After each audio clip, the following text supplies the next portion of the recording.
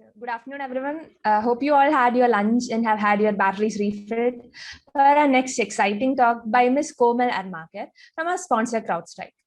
Ms. Komal Armakar works as a security analyst as a part of CrowdStrike's Spotlight Vulnerability Management team. In her overall experience of 7 years, she has worked in various fields like policy compliance, Linux administration, and application security. She has a keen interest in vulnerability analysis and research application security. For those of you among our audience who has just started into cybersecurity or are just simply looking to learn something new, this would be an interesting talk. Let me welcome Ms. Komal Armakar to take over as she would talk about recon to software supply chain attack.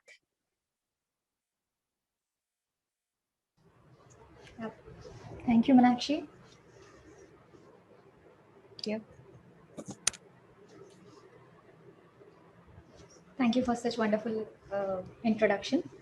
So, so I'll start with my presentation. I'm just sharing my screen. Just let me know whether you're able to see the screen or not. Okay.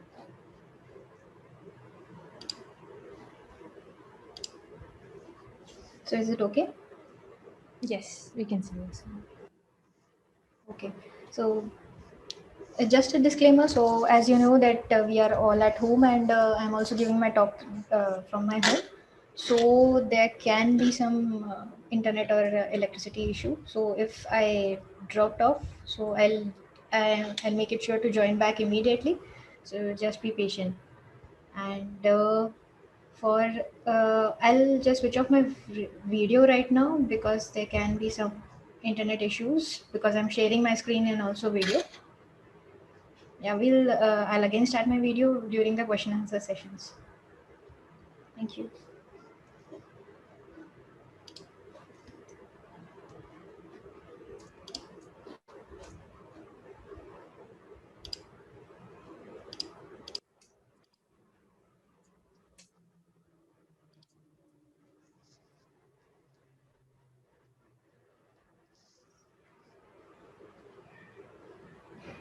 Okay, so let's start. So the topic of my presentation is reconnaissance to software supply chain attack. So, uh, Meenakshi has already given my introduction, but I'll tell you more about what I do exactly at CrowdStrike. So, my daily work involves researching and gathering information regarding in different vulnerabilities in different platforms or products. The products can range from uh, Windows, Linux, Mac, the applications, etc. And I'm also looking for the information whatever is needed by my team regarding the different products. My regular work also involves looking at 0 days, 1 day or critical vulnerabilities, etc. So moving further. So today's agenda is uh, what is software supply chain attack. I'll also tell you about how to execute these attacks, some of these attacks with the help of reconnaissance, and also how can we prevent that kind of attack.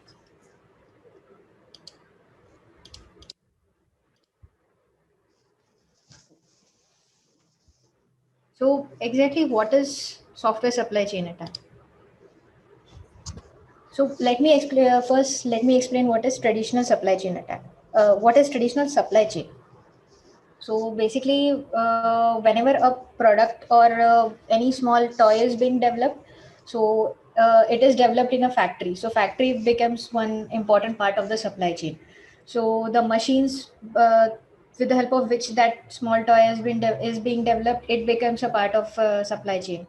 Then the logistic, the transportation, so that the product goes to the market, that becomes a part of supply chain of that becomes a part of supply chain. Also the retailers becomes a part of supply chain, and lastly the consumers. So this all these parts form a total supply chain. So if we compare it with a software, the software supply chain is like that only. So what does it consist of? It consists of sources, dependencies by which the product is made. Basically, it consists of various code which is borrowed from outside, by which the product has been made. Various open source platforms used directly by the enterprises, like WordPress. Some of the elements of software development lifecycle, like build systems, you can see here Jenkins, uh, some testing environments, the development environments, etc. Also, the network infrastructure becomes an important part of the software supply chain. Many cloud service providers, either they are providing software as a service, product as a service, or infrastructure as a service, they all form important part of software supply chain. And lastly, the system through which the software gets deployed, they form an important part of the supply chain. So what is supply chain attack? So as I've described the supply chain, so if one of these components gets compromised, then everything in this supply chain gets compromised, thus leading to attacks. We can only see the impact of such kind of attacks, like uh, like an attack which happened in 2017. uh, I think everyone remembers the NotPetya attack. So basically everyone remembers it as a ransomware attack. So NotPetya was a ransomware attack which encrypted the files in the system and demanded money for the decryption key. It alone had accounted for near about 1.2 billion US dollars worth of damage to the various organizations around the world. Many sectors were in loss due to that attack. They were These sectors include telecom, energy, finance, aviation, transportation, you name it. Is it spread like a wildfire through different Windows computers, taking advantage of previously found SMB vulnerability called Eternal Blue. But Eternal Blue only helped to spread it. But at the start, it was a software supply chain attack. So what attackers did is that they compromised Emidoc named software, which is a Ukrainian tax preparation program, to spread the ransomware. Next, there is one more attack which we have seen. It happened in 2020 only, and it is a huge attack, and I think everybody remembers it till now. It happened in November December 2020.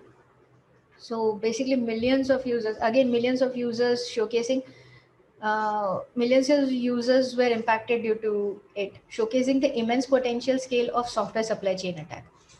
It was a massive attack on big IT firms around the world. So more than 18,000 companies got affected. I think many researchers are still looking at the impacts which the attack caused. In this attack, a malware named Sunspot was injected in Orion IT monitoring platform of SolarWinds organization with the help of a supply chain attack.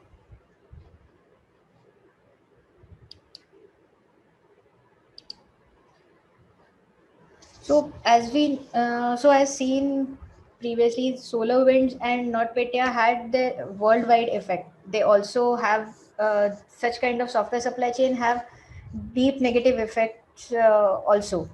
So what negative effects are those? So basically, the customer trust is undermined. What happens if the end customer who is using the software, which is maliciously affected, so whenever he downloads the software, uh, data breach happens, and his data gets leaked, and the the trust between the particular company who has made the software and the customer gets broken. So it's a big loss for the company. Um, uh, the company also loses customer data due to such breach. They also lose, as I told, they also lose contract because of one of the suppliers. And whenever such kind of attack happens, there are many systems that needs to be rebuilded. Yeah, we need to check at each and every point what are the impacts of what are the impact of the malicious code on each and every system around the network, and we have the IT team has to completely rebuild the softwares. So this would cost a lot of money. So these software supply chain attack have a great negative impact on the companies and the working of it.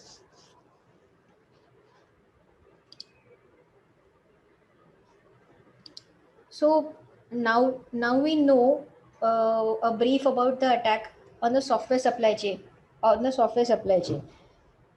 So my talk here today is to tell you about how some attackers and researchers have executed the supply chain attacks with reconnaissance, so that you are aware of what to look for, what steps to be taken to avoid such kind of attacks, and what steps to be taken to reduce the risk of such kind of attacks. The stages of the software supply chain attack are, first of all, gathering information or reconnaissance about the target, then exploiting the third party dependencies which we have gathered from the reconnaissance. Then after that, the third step is to get your malicious code merged into the internal software.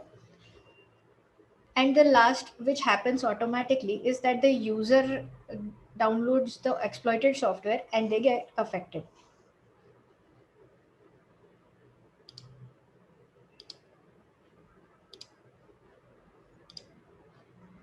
So I'll there one of the software supply chain attacks which previously came forward is dependency confusion attack. So I'll walk through the dependency confusion attack. So what exactly is dependency confusion attack? So it is also called a substitution attack, which occurs when a software installer script like npm or pip is tricked into pulling malicious code from the public repository instead of the intended file of the same name from the internal repository. So this has a very wide effects, but we are lucky that this attack was carried by a security researcher and not an attacker, so that it was not done to damage any kind of products or to damage any kind of network. The security researcher named Alex Birsan legitimately and with authorization from the companies took steps to find the vulnerability and to inform, and then he informed the companies about such kind of vulnerability. He got near about 1,30,000 US dollars worth of bug bounty money from this research he had done.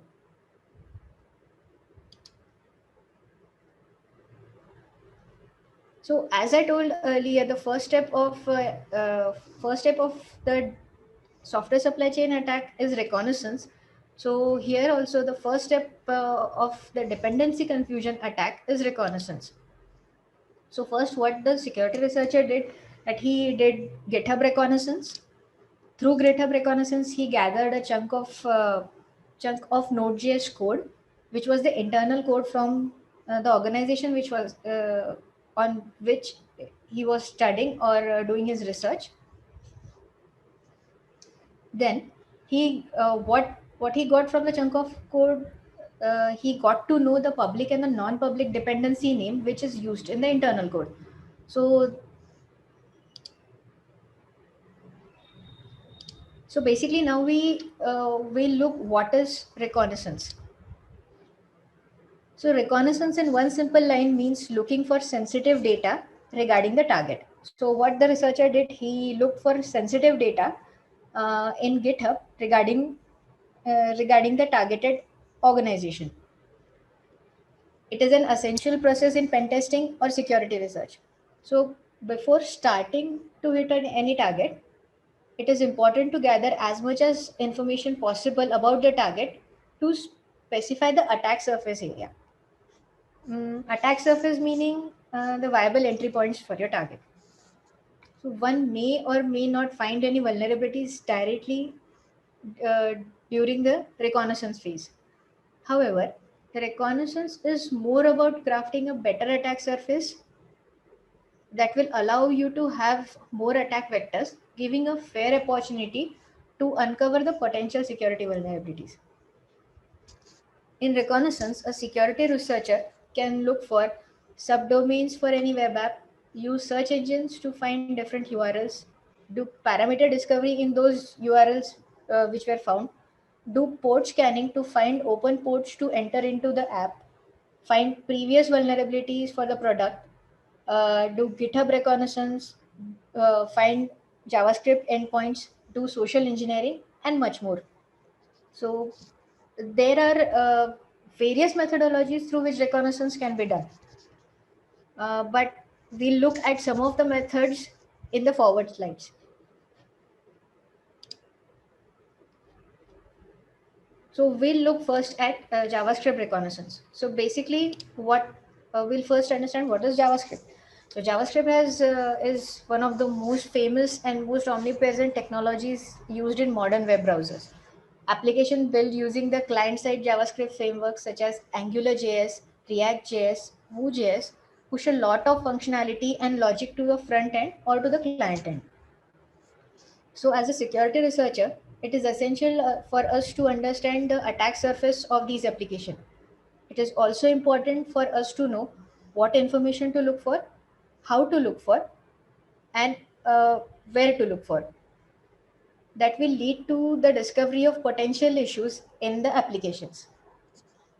So, in JavaScript reconnaissance, we look for information like uh, URLs and domains which will increase our attack surface, sensitive informations like password, API keys, storage, etc.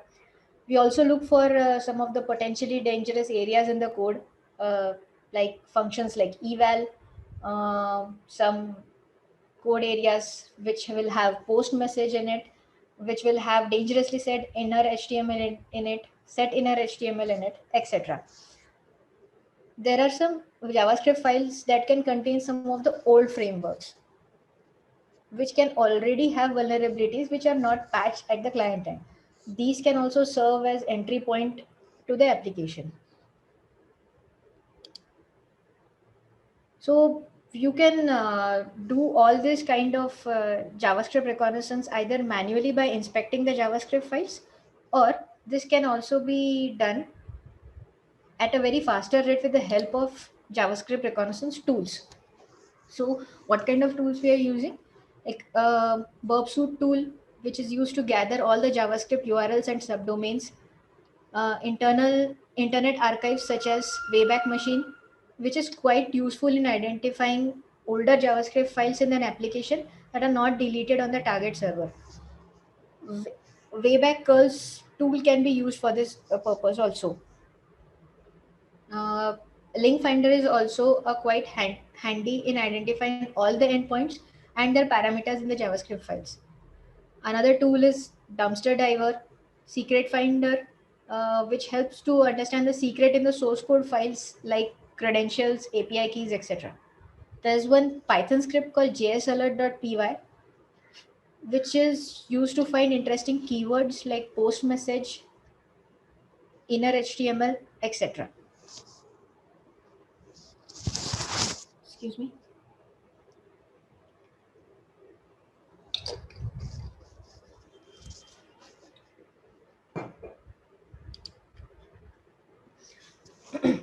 Next, we'll be looking at GitHub reconnaissance. So what is basic?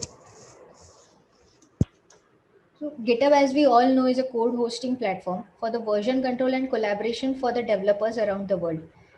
It lets you and others work together on the projects from anywhere by creating private and public repositories. GitHub repositories can disclose all sorts of potential valuable information for attackers and security researchers. The targets do not always have to be open source for there to be any issues. The organization members and their open source project can sometimes accidentally expose information that could be used against the target company. Like the developers sometimes can give their access key tokens or credentials uh, in the GitHub repository and make it public. So the what keywords we can look for in GitHub to get all this information is API, key, token, secret, vulnerable, HMAC, etc. We can do GitHub search manually, like put the targeted web application name like xyz.com and then space and then API underscore key. This way we'll get the API keys if they are present in the public repos of xyz.com. Also, we can look at GitHub commit history to reveal some of the sensitive information like credentials, tokens, etc. So as there are tools for making JavaScript reconnaissance faster, there are many tools for making GitHub reconnaissance faster too. So what are those? One is looking for dependencies in Sneak.io. Another one is GitRog, which is used for finding sensitive information with the help of keywords in public repositories. Next one is Trufflehog, where you can find API keys, tokens, passwords, etc. Next one is Git All Secrets, which is also used to find some of the sensitive informations in GitHub.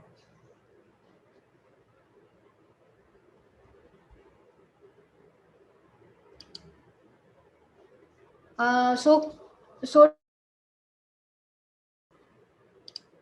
while doing GitHub reconnaissance, we find out what the researcher did, that while doing GitHub reconnaissance, he was able to find out some of the information which he needed for the next steps in the research. What he found out is a small chunk of code which was programmed in Node.js. It was basically the internal code used by the software, and the code was made. The code was meant for internal use, and in its package.json file appeared a mix of public and private dependencies. So public packages were from npm. We can check that on the npm public repo, as well as it also contained non-public names, most likely hosted internally by the organization. So the researcher didn't find those particular names in any of the public repository. That means he came to the conclusion that those names were from the private repositories, which is used internally by the organization.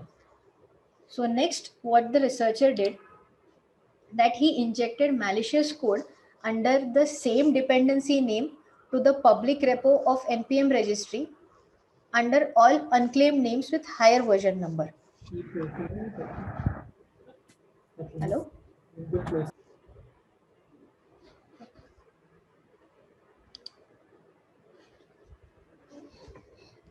So, but moving further, we'll first of all know what are dependencies.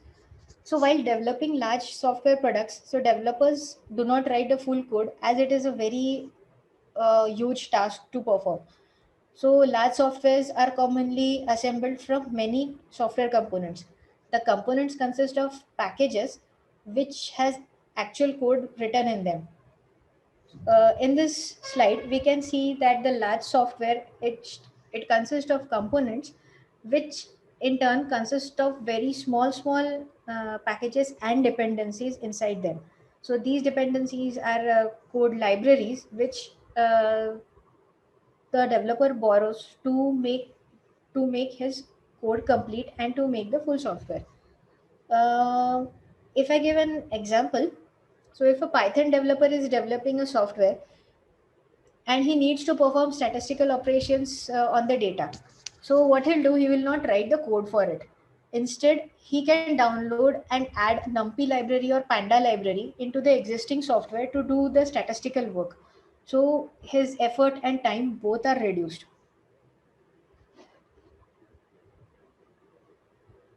So if in such kind of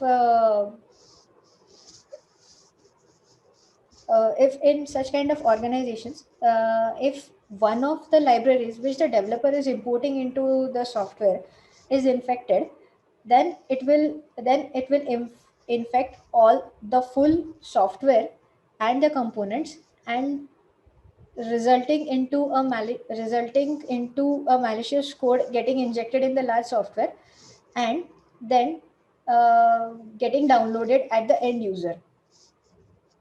So this is called a supply chain attack, which the researcher which which the researcher was trying to do.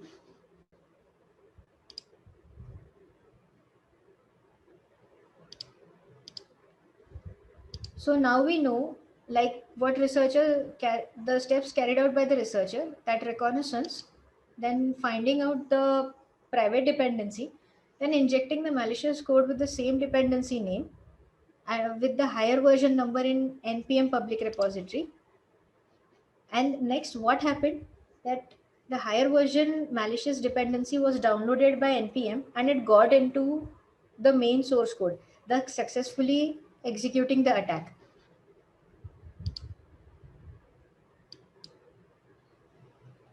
Now, how did this happen, and why did this happen? So, as we have come to know till now, that the third party dependencies are immensely used in making large software.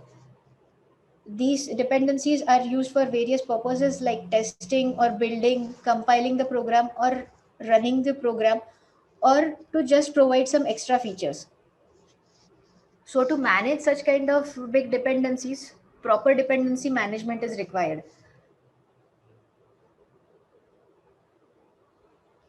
So dependency management is an approach practiced by software program to specify, provision, install, update, and generally manage the set of dependent programs that their product or application lies on.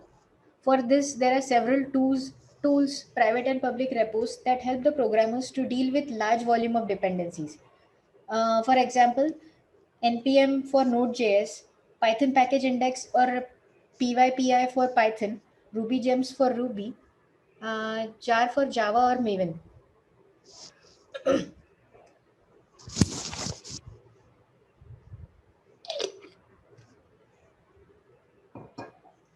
So what the developer does, he only needs to specify the name or the source of the library, and the dependency manager handles the download and the installation on its own.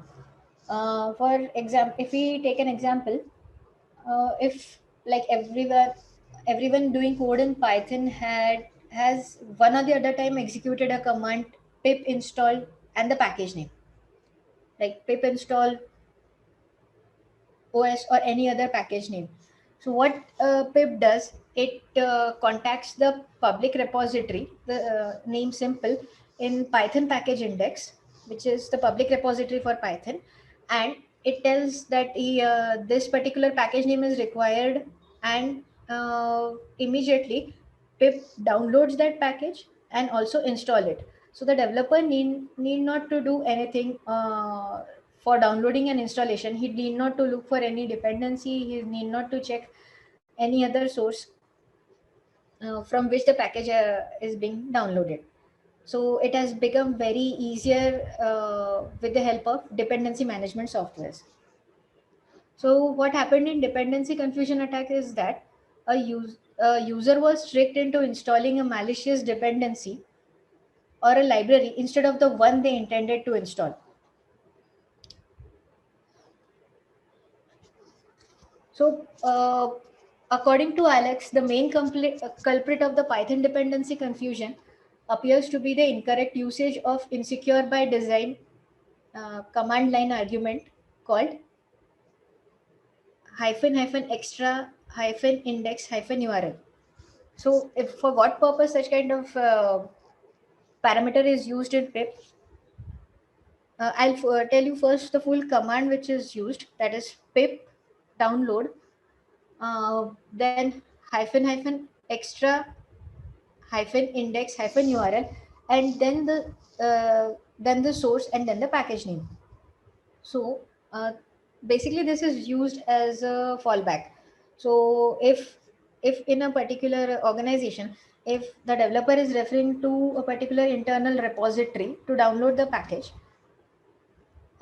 he is then using he'll then use extra index URL if the package is not available in the internal package repository.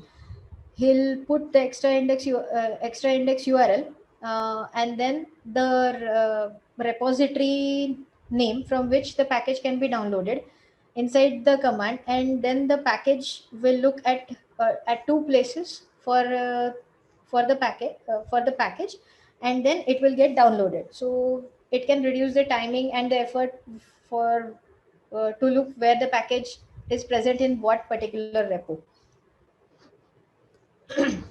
So in this diagram we can see that where we can see that the pip installer has requirement.txt file.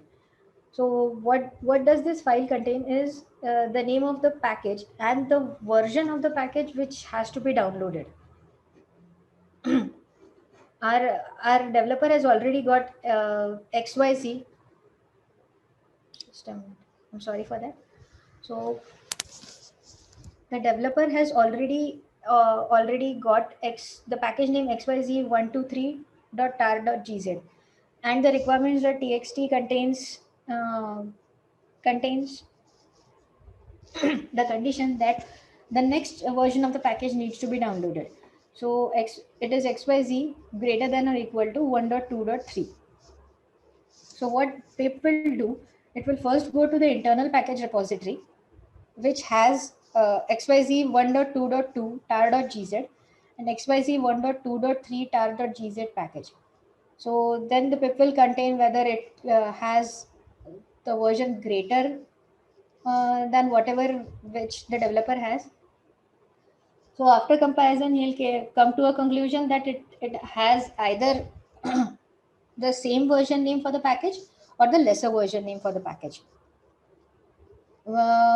Then as extra index URL is also specified there, it will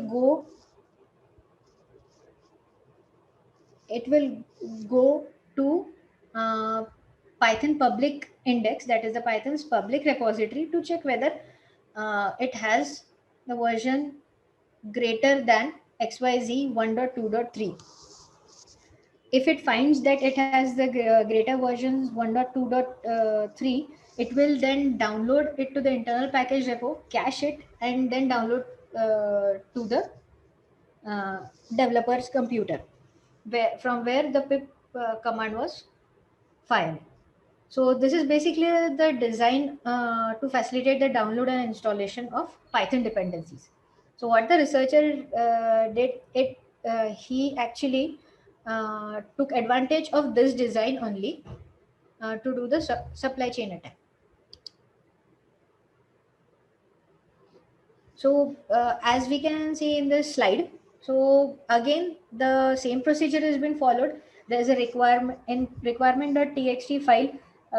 We need a version greater than 1.2.3 of the particular package XYZ. It will go to internal package name, internal package repo, to check if the version number is greater. If it doesn't find a package for which the version number is greater, it will go to the public repository, and there it finds a malicious code of the same name XYZ, but with different version, which is greater than the version which was specified in the requirements.txt. So what it'll do, what it does, as the version satisfies the requirement of the developer, it will download the malicious code xyz 999.2.3 tar.gz in the internal repo, cache it, and then moving further, it will get downloaded into the internal code repo. Thus, due to the design feature of pip, it downloaded malicious higher version package to the internal code, and the software supply chain attack became successful. So this is how the whole dependency confusion attack, or the substitution attack, was carried. And the researcher Alex Birsen carried out such kind of attacks on different softwares or different organizations, and he he then informed this about this vulnerability to that organization, and they patched they patched the vulnerability. Basically, they mitigated the vulnerability.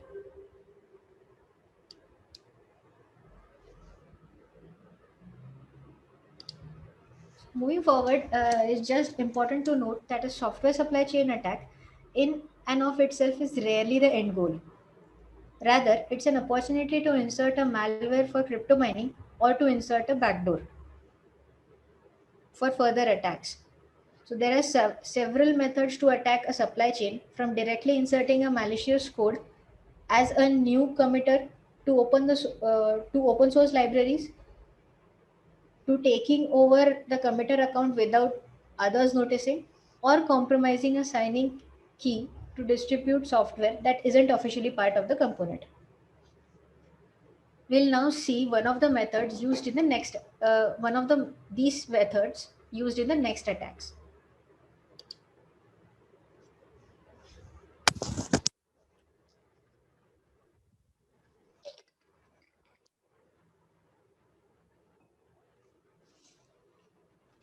So the next attack which I'll be describing is the event stream incident attack, which happened on one of the famous packages event stream, which is present in npm.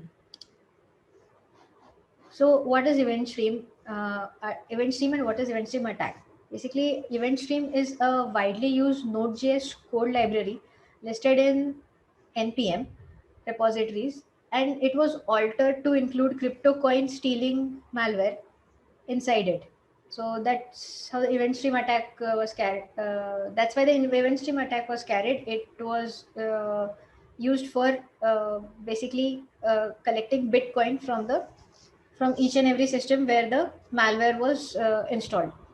So the library in question, the event stream is so popular that it is downloaded roughly 2 million times a week by application programmers. So the attacker was a genius, you can say, that he targeted one of the libraries which is widely used by everyone, and so that on whichever computer the package, whichever system the package was going to be installed, he would get Bitcoin money into his wallet from that particular system.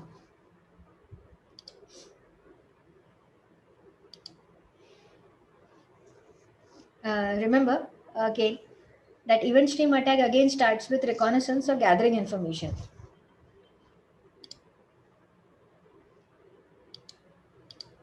But this time it's a different kind of reconnaissance which the attacker did.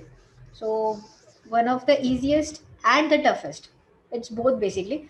At reconnaissance type is social engineering. So social engineering is basically a technique applied to manipulate people into releasing sensitive and confidential information regarding the target. Social engineering attacks target the weakest link in the organization's security, that is the human being. So basically, these attacks do not rely on technological capabilities, uh, although they are the first stage of sophisticated cyber attack. The, the main idea behind this concept is to influence the target victim into taking such actions that may not be in the best interest of the target or the organizations, and the attacker can lure them into giving the sensitive info. So what are the different kind of social engineering attacks are phishing, as popularly known, that phishing is done through emails, through SMSs, etc. The cyber criminal lure the target to open those emails and messages, and consequently pursue them into giving some personal info. Wishing is also done as a social engineering reconnaissance attack. So what happens? Wishing is like phishing only, but in wishing, voicemails are used or voice notes are used to convince the target into believing that they must act very swiftly to the to defend themselves against the arrest or other risk, and give the attacker the information which is required. Another one is baiting. So, for example, a malicious actor might intentionally place a USB stick label as confidential to a location where the victim can notice it, so that the victim can pick up the USB stick and put and pin it to the system, and the whatever sensitive information the program in the USB wants to take, it can take it from there and send it via the network to the attacker. Another one is quid pro quo. The name is little different, but it means that the cyber criminal can also ask for personal info from the target directly in turn of the compensation or something they desire.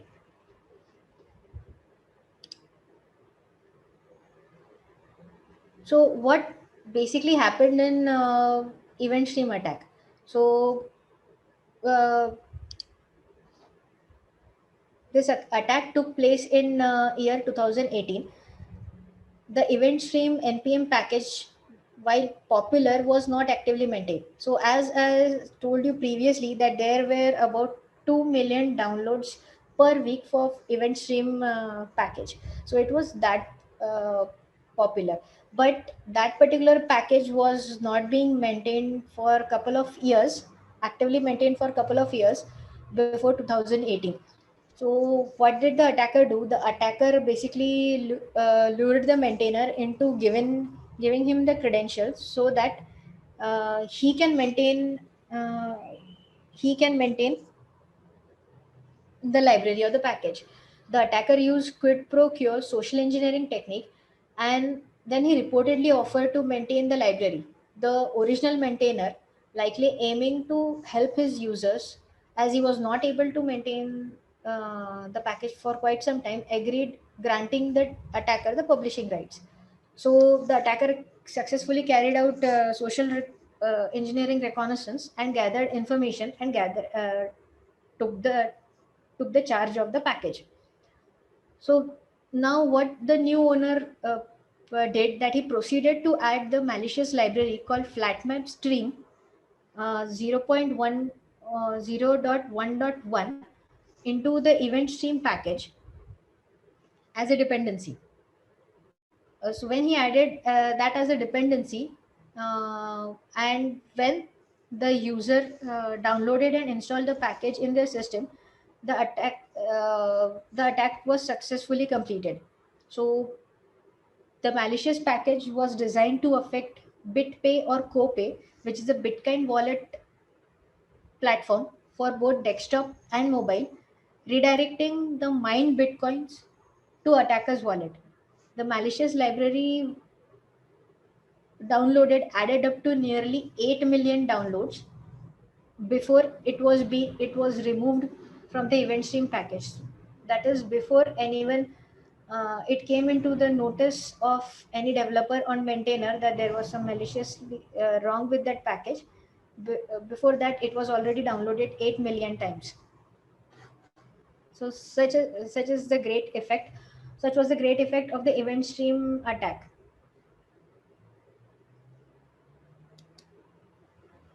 So we have now seen the vast impact of software supply chain attack. We have we have also came forward with some of the attacks. So now we shall see the steps to be taken to prevent these kind of attacks. So step to be taken by the open source package maintainers. So package maintainers and users should avoid reusing the same password across multiple different sites. It actually seems to be a very small measure to be taken, which but actually it has a greater impact. For example, if I tell you that if the maintainer uses the same password in A, B, and C sites, and if C site is breached, then the credentials will be leaked outside, and the attacker if he is checking what data has been leaked into the breach of the C website, so it he will get that particular credential, and he can log in to the particular package as a maintainer or any other user, uh, and will get the authentication of that particular package. So thus it is important for the maintainers to avoid reusing credentials across multiple sites. uh, a password manager like one password or last password can help with this, so that if they'll not the maintainers will not forget the passwords again and again, and they as it is properly kept into the password managers. Second one is that the maintainer should enable two factor authentication or multi-factor authentication. Third is that the package maintainer should audit and limit the number of the people who have access to publish or on npm or any other public repos. uh, for example, as we have seen in the event stream attack, uh, if the developer if the package maintainer of the event stream attack had audited the attacker, that is, he would have gathered the information um, regarding the attacker, like who is the attacker, what he has done earlier, or uh, uh, like what kind of development he has done, and what is his total behavior. He would have got some or the other information that uh, that he whatever what the intentions of the attacker are, and uh, the attack would have been prevented. Thus, there are some. It is important for the maintainers to audit and limit the number of the people who would have access uh, for publishing. The fourth one is the package maintainer should be careful with using any services that auto merge the dependency upgrades.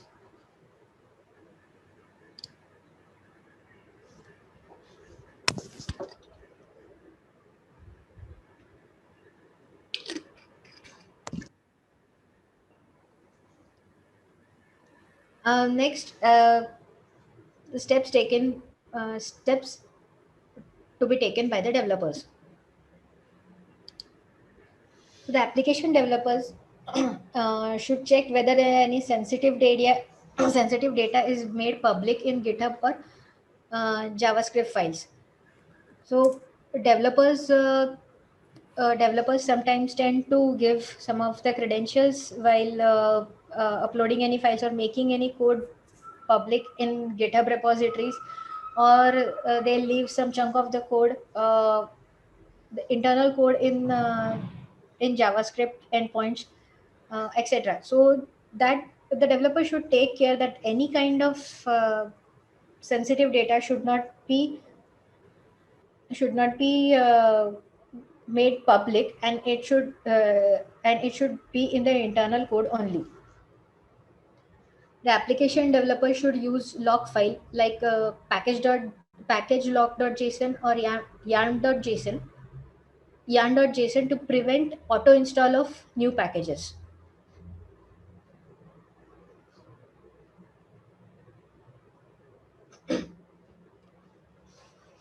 So the developers should also think twice before installing any of the dependencies. They should think about, they should have such questions like, does it uh, does it have to have such kind of dependency download, uh, whether the repository from which the dependencies are being downloaded is well maintained or not, whether the repository is active or not, whether the package has been recently updated after a long time or not. So such kind of questions they should first ask themselves regarding the downloading dependencies, and then they should move forward. uh, use They should use content security policy so that the package can communicate with limited whitelisted URLs, so that if dependency is downloaded, it cannot if the malicious dependency is downloaded, it cannot communicate with the C2 server or the eval server. So they should also make it a point or put that in the process that only one private feed should be referenced, not multiple.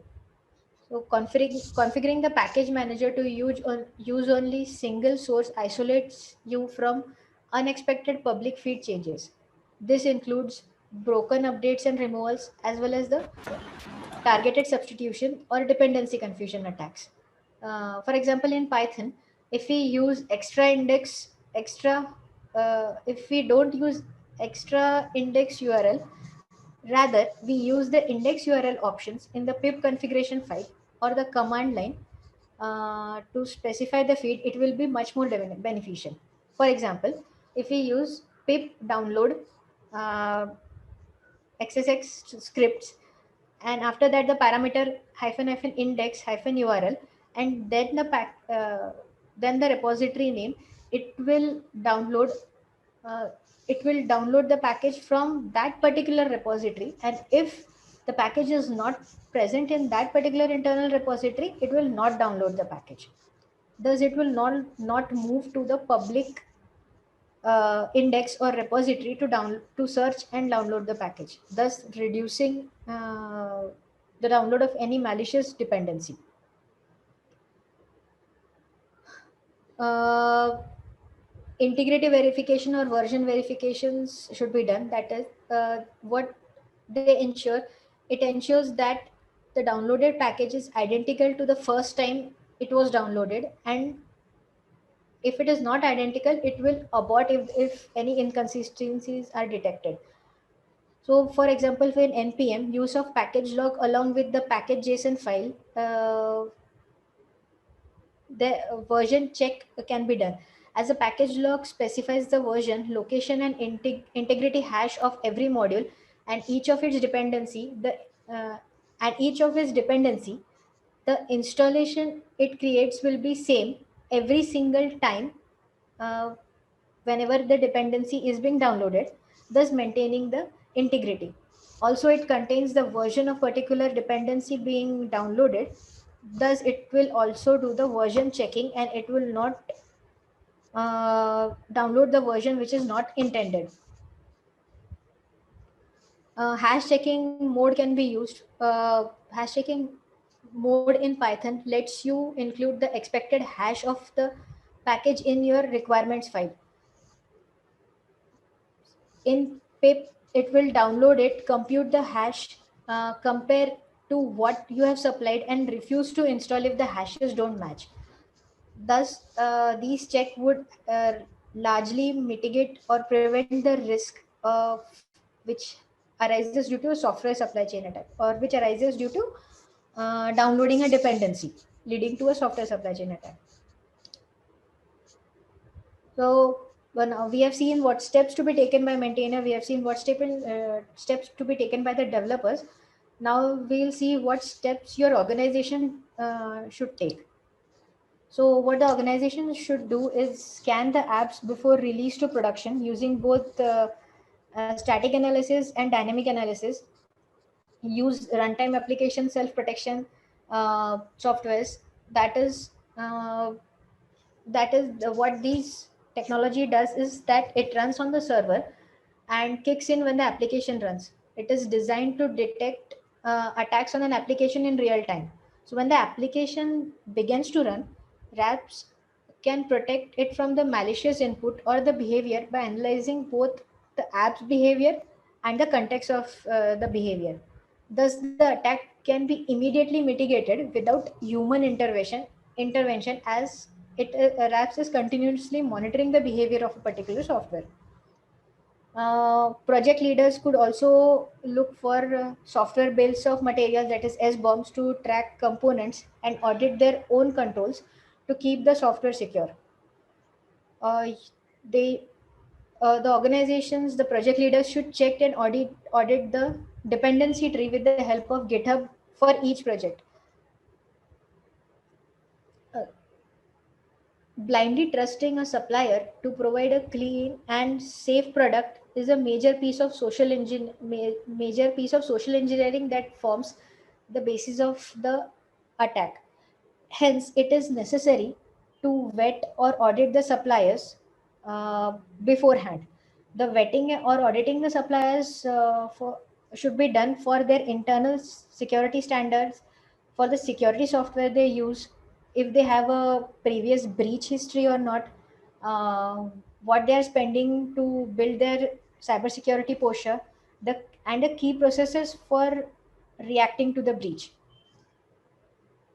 Threat intelligence should also be used by the organizations that will tell you when the new software supply chain attacks emerge and provide a company with all the information needed for it, the information needed to understand the attack and proactively defend against the attack. So, in conclusion, the challenge of software supply chain attacks basically lies on every part of the code written. Uh, if any one of the libraries, the third party libraries, the products are compromised, the company needs to take quick and immediate response to mitigate the risk. So, stopping any potential breach is a process where evolution of your security posture is a key. Thus, there should be awareness between everybody in the company, like the everybody which is included in the supply chain, basically, that is the project maintainers from where the dependencies are being downloaded, the developers who are developing the internal code, and also the company as a whole should have various security programs in place to evaluate. Remember that every single avenue for an attack can be stopped, but mitigating the risk and reducing the surface of the attacks goes from security tools you have in place to the process you build upon. Thank you.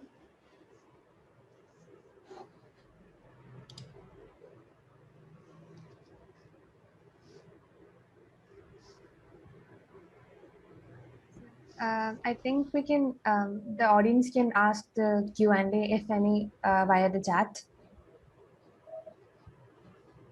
So we'll wait for a few minutes and the audience can ask the Q&A in the chat and we can answer it.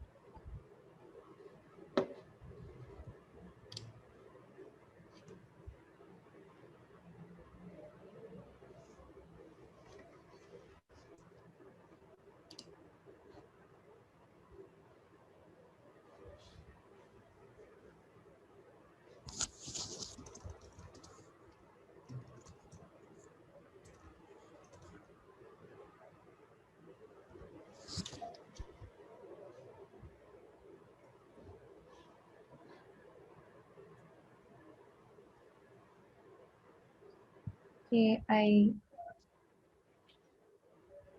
think we have no questions as of now.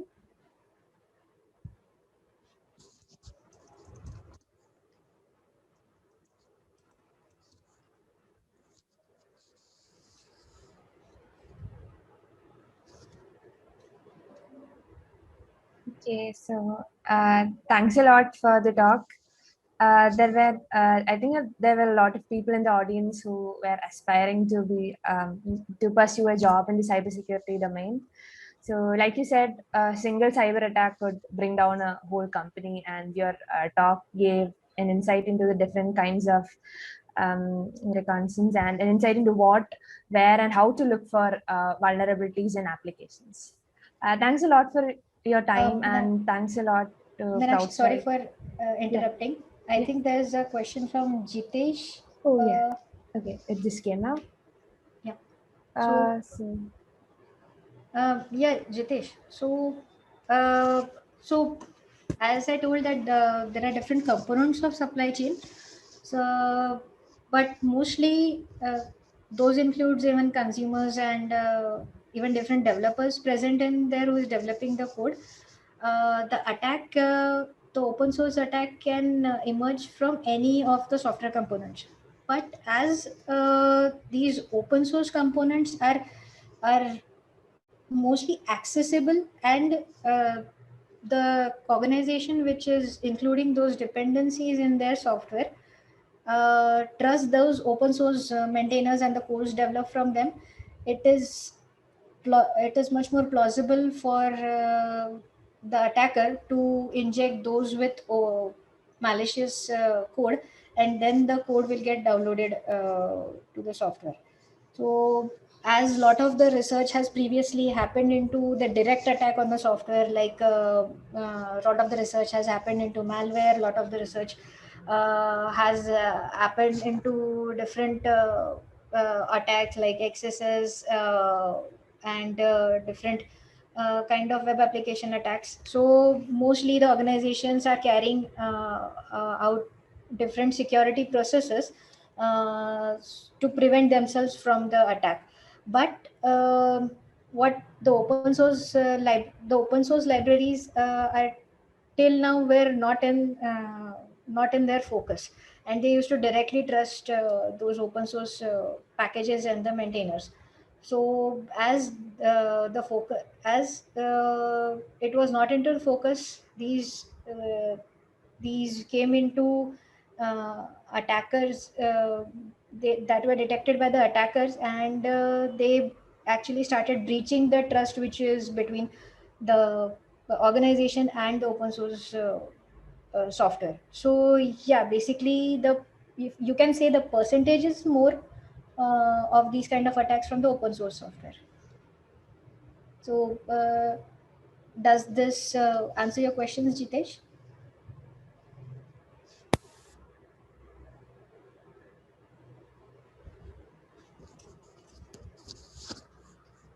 Yeah, thank you. Happy to be of help. Any more questions? I think we've reached towards the end of the session. Thanks a lot for the talk. It was really insightful. And what I noted particularly was that it was very insightful into the what, where, and whens of how to look for vulnerabilities in applications. Thanks a lot for your time, and thank you, CrowdStrike, for sponsoring us on behalf of the whole ShaktiCon team. And we hope to see you all in our future events. Thanks a lot.